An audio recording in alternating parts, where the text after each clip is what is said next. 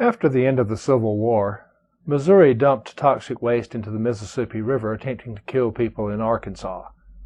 Shortly thereafter, states signed the post-Civil War treaty, which clearly asserts that any state which knowingly poisons a neighboring state's water supply is committing an act of war.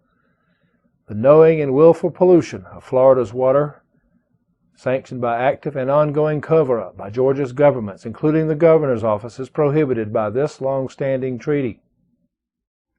The collective damage liability for the state of Georgia and the Langdale Holdings groups are unprecedented.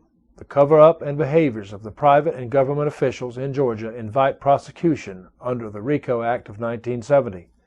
Similarly, the act of war provisions in the Civil War Treaty invite the state of Florida to sue the state of Georgia for wartime reparations.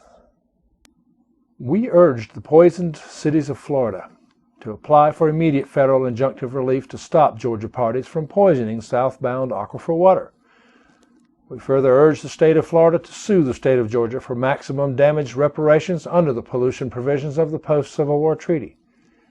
Severe action with dire financial consequences is required to break the long-standing pattern of greed, graft, deceit, and murder within Georgia's closed political and industrial circle.